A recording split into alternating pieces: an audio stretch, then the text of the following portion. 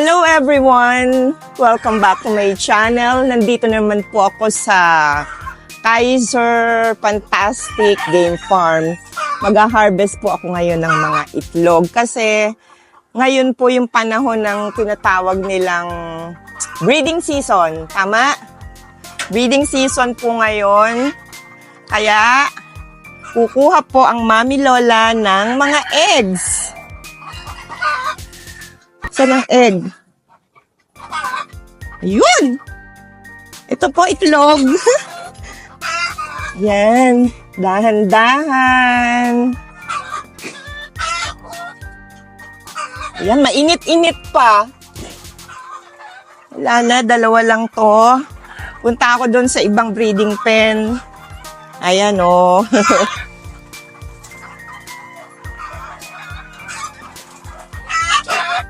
Bali, itong itlog, lalagyan ko to ng marking dito kasi yan, ibig sabihin ng B4, kita mo de, bulik 4.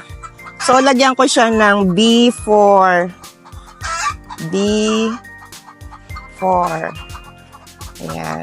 May nakuha tayong dalawa dito sa B4.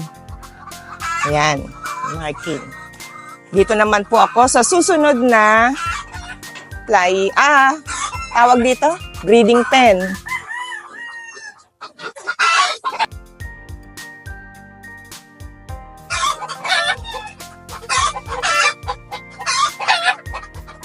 Ayan, dalawa uli.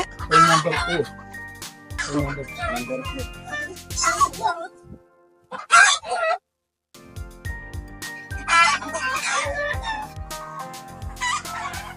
Excuse me mga chicken.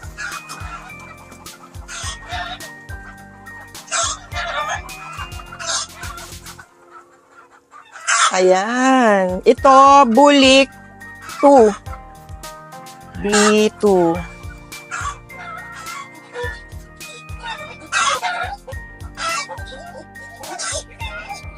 Ayan. Ayan, ang haba-haba pa po ng yung mga breeding pen, ang dami pa po doon, mauubos na oras ko. So, yun, tatapusin lang ng mga tao yung pag-harvest ng mga eggs.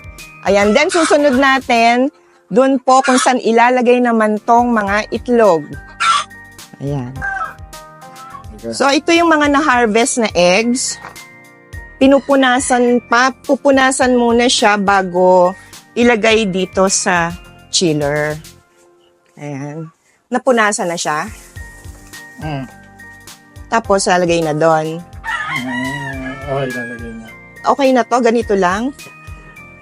Ngayon, pag ilalagay mo doon, kailangan ito katapat niya yung kung nasaan yung nasa Hindi, ikaw na maglagay. Basta ito ilalagay sa chiller. Ito yung na-harvest na eggs. Pinunasan muna, nilinis bago ilalagay dito sa chiller. Ayan.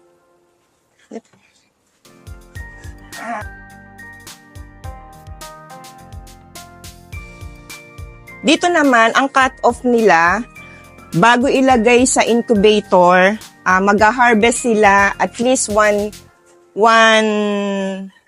week.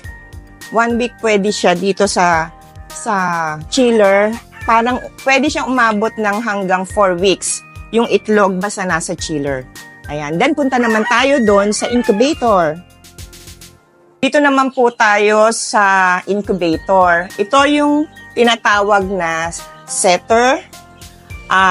From doon sa chiller, ilalagay siya dito for 21 days. Pero, yung first 7 days niya, after 1 week, ayan, after 1 week ng pagkakalagay dito ng itlog, sisilipin daw yan. Kung may similya, tatanggalin yung walang similya. Siyempre, yung may similya, iiwanan siya dito. And then, after 17 days, dito naman po ililipat sa hatcher. Dito na po mapipisa yung itlog. Ayan, dito. So, sa ngayon po, kapipisa lang nung mga nakalagay dito kaya wala po siyang laman. Pero dito, ayan, may mga laman sila.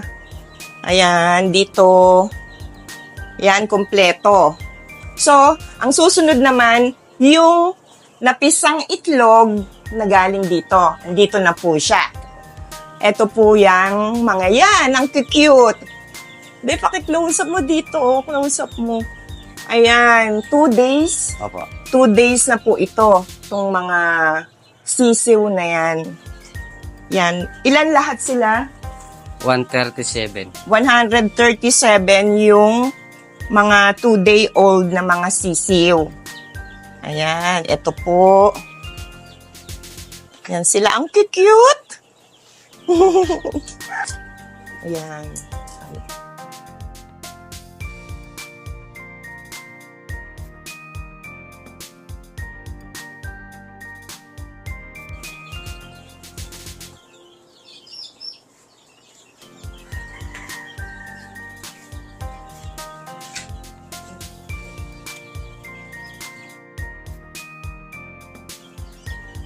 Maluwag na.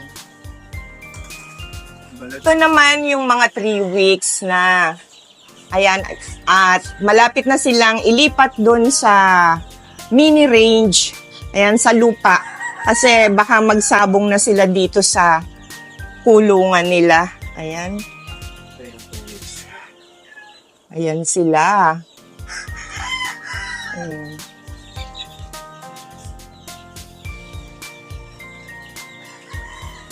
Ayan, yung mga 3 weeks na sisiw.